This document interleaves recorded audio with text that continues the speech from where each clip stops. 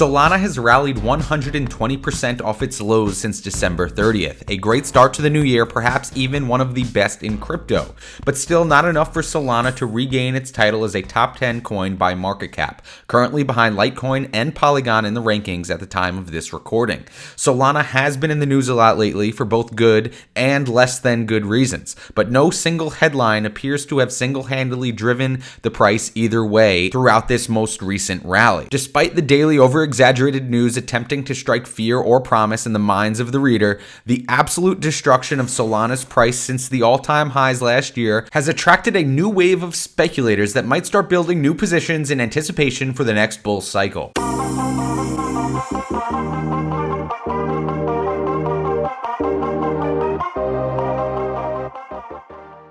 What is up, everybody, and welcome back to another video here in the Crypto Compound channel. Thank you guys so much for being here. I hope you guys are having a great day. Please hit that like and subscribe on the way in. Today, we are going to be taking a look at this recent Solana chart, rallying 120% approximately since the beginning of this year, one of the best performing coins in crypto, currently fighting to regain its position as a top 10 coin by market cap, currently up about 25% over the last 7 days, but really extraordinary price action here. A lot of people have been trying to rationalize what has been driving this. And as I mentioned in the intro, there is so much news that comes out daily trying to convince people of why something is going up, why something is going down. But right now, in such a tense and disruptive moment in the crypto bear market, it's very hard to determine what is driving these prices. And a lot of times, I just think that the price gets so low, so oversold, that new speculators join the market, come in,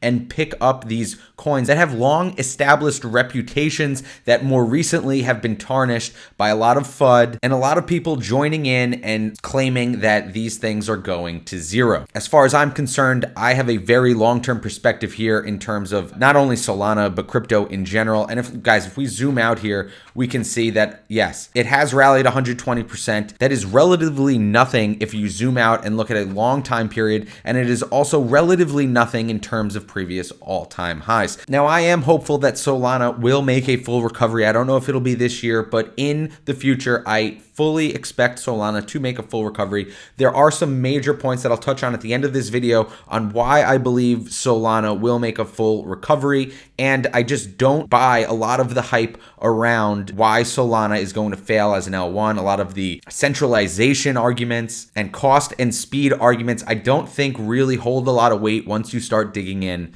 I think Solana is unique in this way as an L1, but today we are going to look at the charts before looking at some of the headlines that may or may not have been shaping this small rally we've been seeing here from Solana over the past 10 days.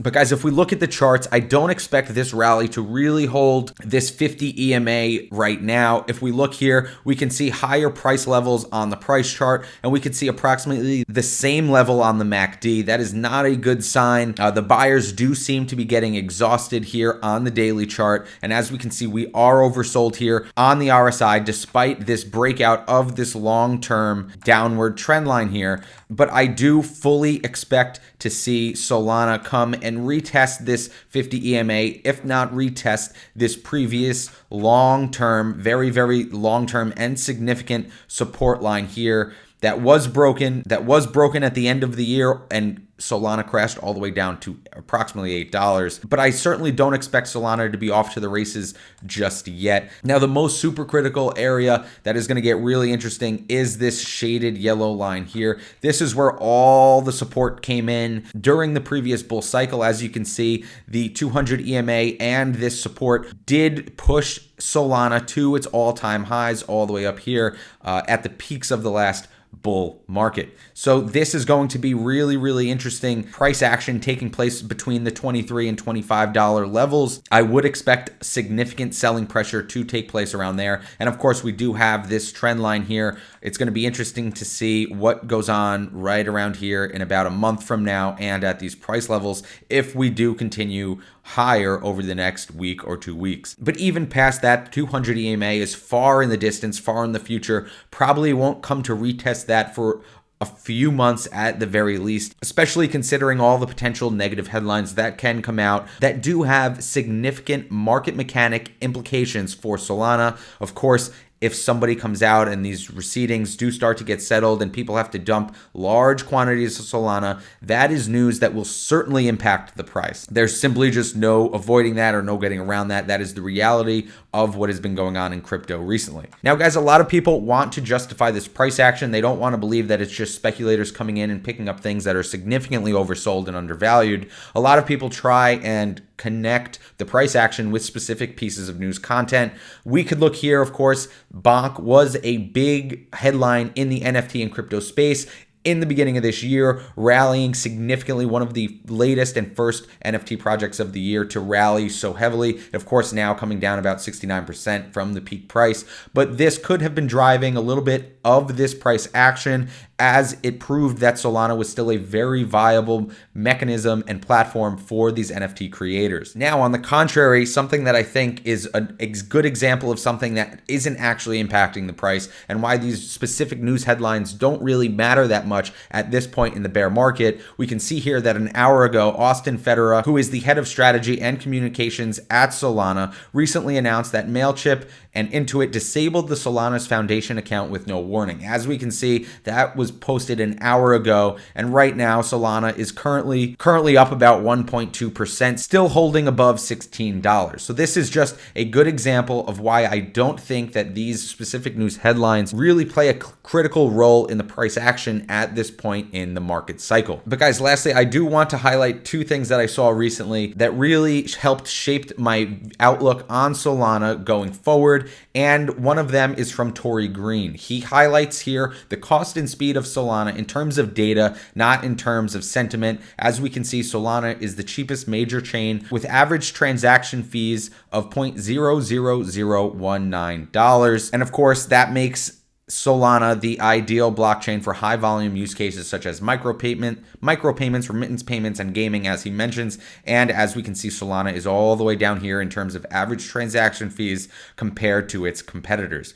Of course, we can see Ethereum here with significant fees. Of course, not very good in terms of the future for Ethereum there. Now, if we look here, he also highlights the speed of Solana, and the maximum transactions per second is estimated to be anywhere from 65,000 to 750K, and it has consistently proven real-world speeds of 3,500 TPS. Of course, this 65,000 to 750K is a tremendous range, but it does highlight that we are not near the max transactions per second, and it is already a very high-speed L1. Of course, highlighting that this seamless user experience is essential to recreating the Web 2 feel on Web 3. And as we can see here, estimated maximum TPS, Solana is number 2 here behind Near. Of course, these are estimated. We don't know. I don't know exactly where he's getting this information from, but the point is Solana's speed is significantly higher and certainly has the potential to be significantly higher than its competitors. Guys, lastly here, I do want to highlight from Frictionless Capital had a great post highlighting the argument against centralization and censorship resistance for Solana, which is one of the biggest criticisms that a lot of people have if you've been following Solana for any amount of time. Now, of course, the real centralization that matters is the Nakamoto coefficient. A lot of people will say that they don't like it because it is so heavily involved in venture capital, which, look, I agree. I don't think that is a great thing. However, venture capitalists, ultimately, they do want to see Solana become successful. So if we just let that go, that is just the nature of the crypto space right now. These projects can't get off the ground without venture capitalist money. This is how everything is working. But the real centralization concern that people should have is the Nakamoto coefficient, as we can see down here in the stake distribution. This measures how many independent parties would have to collude to pool 33% of the stake weight. A higher number is more censorship resistance. Solana has a Nakamoto coefficient of 30, where Ethereum has one of 2, per Nakaflow.io. So guys, even if these venture capitalists did want to take full control, it is very, very difficult for them to collude with all of these other parties. Significantly more difficult for it to happen to Solana than Ethereum. So guys, that is my quick take here on Solana. I am going to start making more content here in terms of Solana, as I really do believe a lot of the FUD out there has been over-exaggerated and overblown, and this could be one of the highest payoffs in crypto right now. And it is certainly, in my opinion, this is not financial advice, this is certainly an extremely low risk entry point here for Solana long term. Guys, thank you for being here. Thank you for watching until the end. Let me know your comments down below. Please hit that like and subscribe if you have not already. But just like that, this video is over, and I will see you next time.